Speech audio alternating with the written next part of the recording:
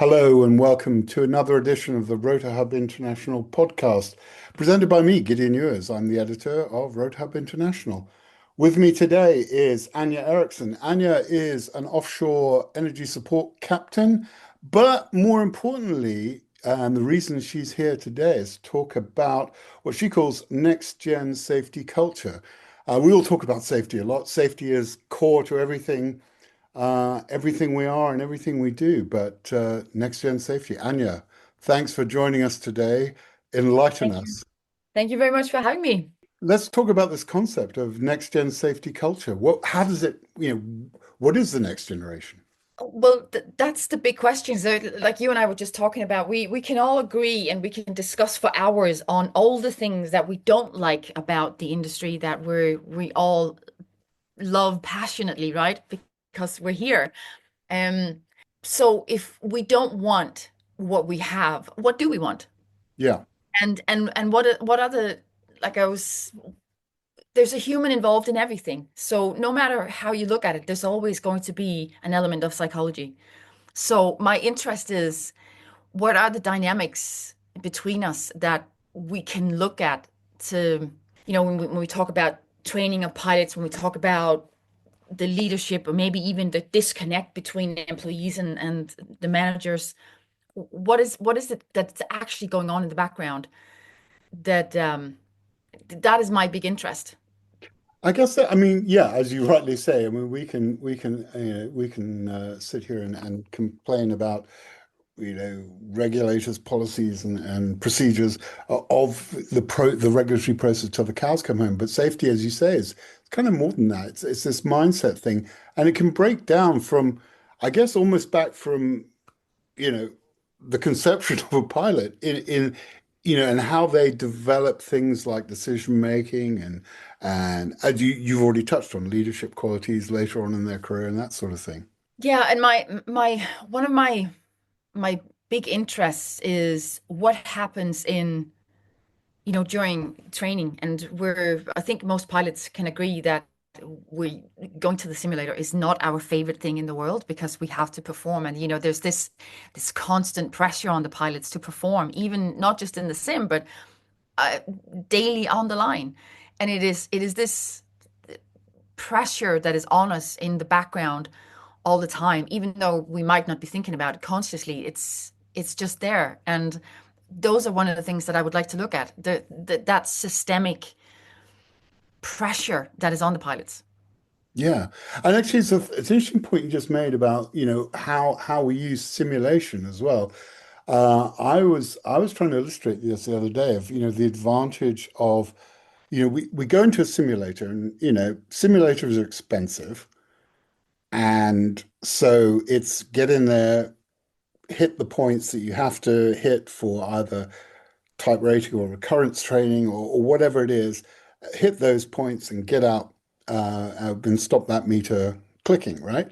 Mhm. That we don't spend any time ever getting into things of just wonder what happened if we tried this. Those sort of learning experience rather than, as you've mentioned, it always feels like it's a checking, testing thing. We call it training, but is it really? It has that undertone of testing all the time, right? So, and I'm mindful of, there have been cases where it rolls on the thing where someone tried something just by fooling around because they happened to be an instructor pilot. And the guy who was doing the recurrent was another instructor pilot who was a friend, and they had some spare time. How throttles only control got invented in fixed wing was two guys in a simulator fooling around, and it's had Mhm. that. So, I wonder when we think about that and say how we use these tools like simulators, are we using them the right way? Well, maybe that's a good question. The One of the things that I've been, because the last couple of years I've started my own business, and I was looking into, from the 20 years that I've spent in the industry, the experiences that I have, and some of the ideas that I have, and pass that on. And like I said, look at what can we do differently. And in those 2 years, I've interviewed a lot of pilots, and I have I think with few um, exceptions, most pilots are perfectionists, and like making a mistake is, it's a death threat. And we all like we want the best results all the time. We set the bar really high. And if you think about it, if that's the pilots, well then the trainers are going to be the same because they're coming from the same pool. So we're constantly looking at this bar that is set really high, and that is going to cause, anxiety, training anxiety, performance anxiety. So we're so afraid to make mistakes. But actually, if you think about it, the mistakes are, that's where we learn. Hmm. I was in the simulator at the weekend, and we were talking about this. But if we didn't make those mistakes, we wouldn't have learned that thing. Because Yeah. it doesn't matter what we do. If we win something, we don't sit back and debrief. It's when we mess it up that we debrief, and that's when we learn. So it's this allowing ourselves to go in with a learning mindset and knowing that no matter what, we're going to be okay. Yeah, that is that point, and it is that cultural thing, as you've already identified, isn't it? That, as a group, pilots do tend towards the perfectionist, let's face it. And it is that whole thing of either, and those anxieties, whether they're external, got to meet this standard, or internally motivated, I must not fail. It is that thing of the challenge, I guess, is how do you begin to shift that mindset of saying, getting that idea, that concept of this is not going to be a testing experience, this is going to be a learning experience. And as you say, no, sports teams don't spend a long time analyzing how they won. They spend a great deal of time analyzing when they lose. Hmm. But as you say, yeah, if you win, well, we won. Hey, how can we win bigger? But nobody cares. Let's have a drink and celebrate. Yeah. Those sort of things, that changing that, shifting those goalposts, I guess. Yeah. So rather than looking at it, when it wasn't a good day, somehow it was a gift because we learned something really valuable. I think that's the kind of shift that I would like to see, that that there isn't that constant threat of, if you don't perform, you risk getting into this, possibly losing your job in the Mm. worst case scenario. But if you know that no matter what, you're going to be fine. You're not going to lose your job. Then you're also less stressed about it, and you are going to perform better just because you're not stressed about it. So it's a win-win. Yeah. It makes sense. And I mean, again, the whole win-win thing, I guess always at the back of the mind, it comes back into the thing I mentioned at the top about, you know, especially in simulation training, it costs money and a lot of it. And there's this thing of trying to make the commercial argument for a more relaxed approach to training, not just hitting the marks, but looking at that, saying giving crews the opportunity to make mistakes and have those learning experiences, um, without getting too emotional about it. But but it's those things of, making that commercial argument to the powers that be, the counters of beans. How do you make that argument? That's like another challenge, saying this actually brings you more benefit, Mhm. to the bottom line of the company, and whether that's, you mentioned anxiety, and anxiety breeds unhappiness, unhappiness breeds a desire to change job, I guess, and Mm, that's a cost, right? hmm. Yeah. And it's not just in the training environment. It's the whole, like I mentioned before, it's that constant systemic pressure on the pilots that I think would be interesting to have a look at. And again, we can talk for hours. We all agree on what doesn't work, but then what do we want, and how do we change it? Yeah. Um, and although we have a just culture in place, there is an inherent blame. Like there's this, I guess, even as pilots, we're like, but how could they do that when someone makes a mistake? How could they do that? But How it's did you so do that? easily done. It's so Yeah, easily done. I've made stupid mistakes. sure. I And I mean, was like, how could I do that? But it just yeah. happened. How did I get to that place? I mean, I got Yeah. away with it, but how did I get there? And that's the interesting thing, because if we're honest, Everybody has. We've painted ourselves into a corner and somehow managed to get out of it without anyone getting emotional. But it's that point of saying, where are those edges? Just culture. Well, it's a good thing, but is it something that's just getting kind of a lip service of, Mm, is it really a just culture? Because fundamentally, there is always a thing of a blame somewhere. Recently, I was at an OEM, and there was an incident investigation ongoing, and relief was extreme that it turns out that the the event was probably caused by uh, a poor procedure in maintenance. mm, Big sigh of relief. But no one's asked the question, how did that engineer wake up in the morning and think, I know I'll do this? And then of having course done not. that, I know I'll won't mention it to anybody. It's those sort of questions about how do you change that Hmm. kind of mindset. And again, we can talk about just culture existing, but while people are still doing things like that, Hmm. can we honestly say that it does? I'm Hmm. suggesting That it it's really can't. Yeah. yeah, yeah. There's a as long as we're afraid of being punished, then the just culture system doesn't really work. Yeah. If we're afraid to put our hand up with whatever we have, because I think going back, there's this, that pilots are superhuman, or Mm, not just the pilots, but we're humans, right? And we have things happen in life, and there's just this constant, you if you go through a period of your life where you have problems at home, and if we say it immediately, we can nip it in the bud, right? But mm, it's the problem is if we don't say it, and it becomes bigger and bigger and bigger, and it has huge consequences that it didn't have to have in the first place.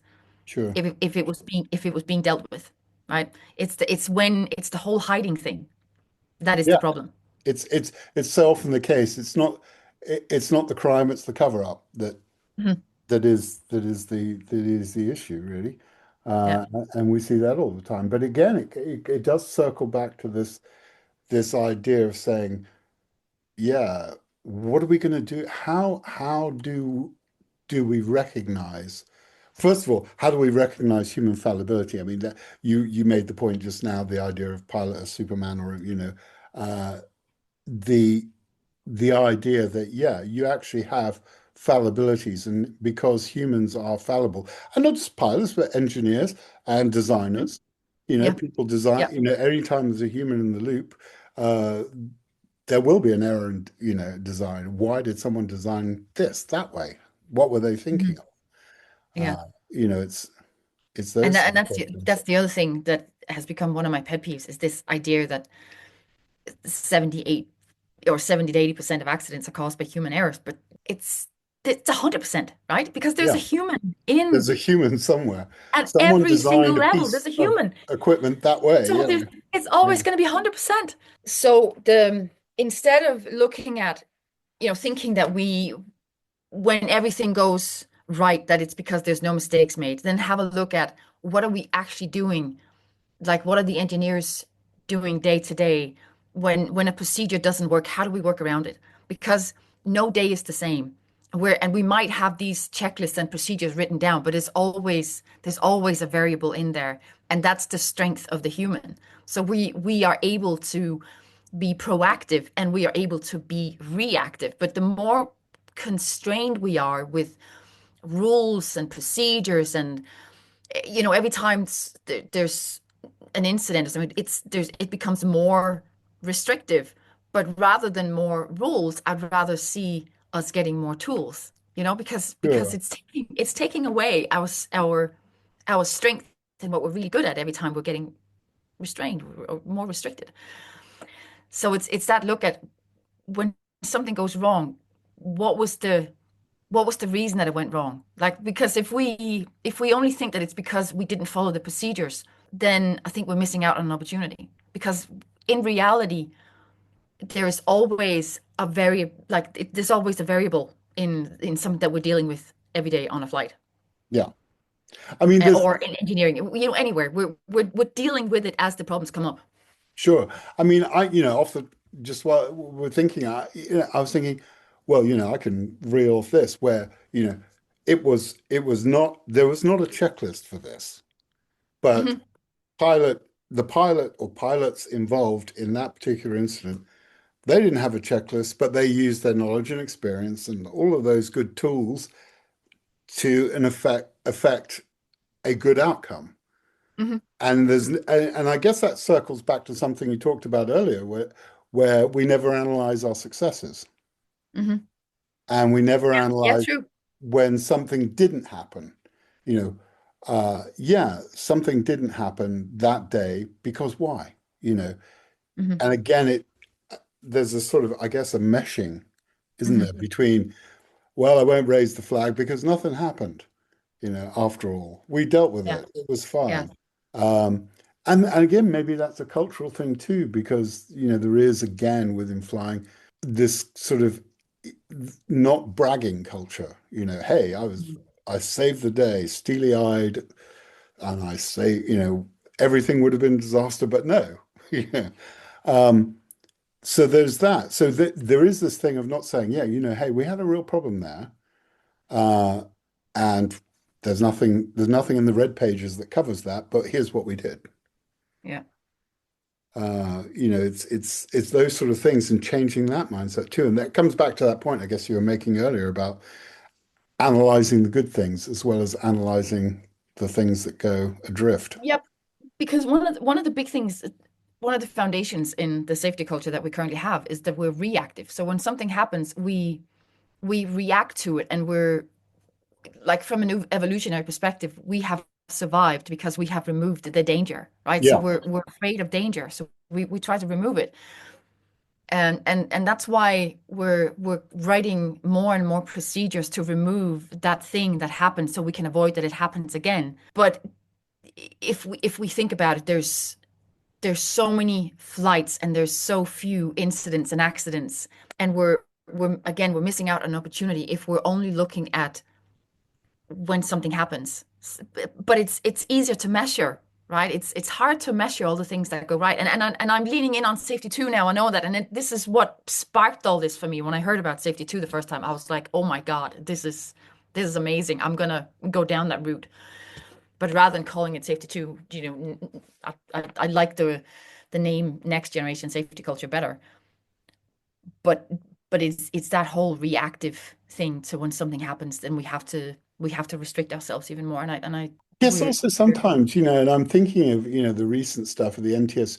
I only think this because I'm in the middle of writing a story about it. But when I think about outcomes like the NTSB final report in the mid-air and in near Washington National a year ago, and sometimes you think, why are they focusing on that? mm, There's a lot of commentary and hoo-ha talking about the use of ADSB and so on and so forth. And you think, yeah, okay, I get that. That's fine. But why is everybody zeroed in on that? Where, hey, how about just not design airspace like that in the first place? hmm. You talking about removing danger or that proactive thing, taking a look at something and going, this procedure is nuts. Yeah.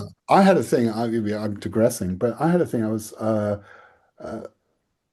aftermarket company who make an alternate tail rotor for a certain model of aircraft.